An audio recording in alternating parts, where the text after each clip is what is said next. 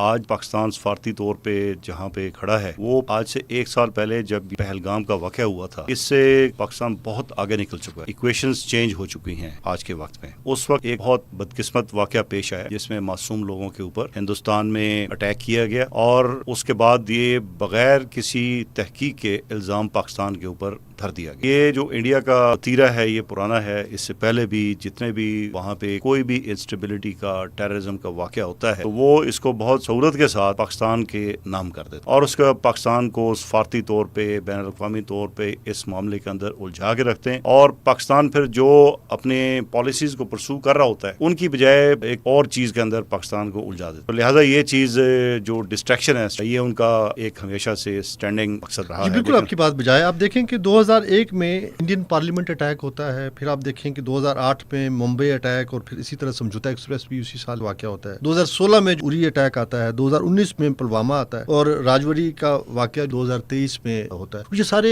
اسی طرح کے فالس فلیگ اور پھر اس کے کچھ سیاسی اس کے جو بینیفٹس ہیں وہ حاصل کیے تھے. جب بھی الیکشن آتے ہیں تو یہ اس طرح کی کاروائی ڈال دیتے ہیں. اس کے نا بہت سارے مقاصد تھے. مقاصد میں اگر آپ بات کریں تو سفارتی میں نے بات کر دی ہے کہ پاکستان کو آئسولیٹ کرنے کے لیے ڈپلومیٹکلی یہ ایک بڑا مقصد تھا. اس کے بعد پاکستان کو جو ان کا نیریٹو ہے اس کی نیریٹو بلڈنگ کیمپین کے اندر as epicentre of terrorism اس کے طور پہ ملائن کرنا اور جو ان کا ایگزسٹنگ یا پرانا نیریٹو ہے اس کو مزید ری انفورس کرنا تھا. اس کے علاوہ اگر آپ دیکھیں ڈومیسٹکلی تو وہاں پہ 2 بڑے فیکٹرز تھے یا 2 بڑے مقاصد تھے. ایک تو یہ تھا کہ وہ اپنے قوم کی سیاسی برتری پاکستان کے اوپر وہ قائم کرنا چاہتے تھے یا اس کو مضبوط کرنا چاہتے تھے. دونوں ہی یہ درست ہیں. دوسری چیز جو اس میں نکلتی ہے وہ ہے ان کا جو ڈومیسٹک سیاسی منظرنامہ اس کے اندر ان کے کچھ مقاصد تھے. وہ ان کے 5-6 ریاستوں کے اندر الیکشنز سیکنڈ ہاف میں پلانڈ تھے. بہار میں الیکشن ہو رہے جی بہار تو یہ ان میں سے جو آسام بہار یہ کریٹیکل ہیں اور اس میں اگر آپ دیکھیں تو یہ وہ 2 ریاستیں ہیں جہاں پہ اٹانومی کی گریٹر فائنینشیل اٹانومی کی موومنٹس چل رہی ہیں اور بڑے اس کے زور شور کے ساتھ وہ اپنے مطالبات رکھ رہے ہیں. تو یہاں پہ پھر مسلمانوں کا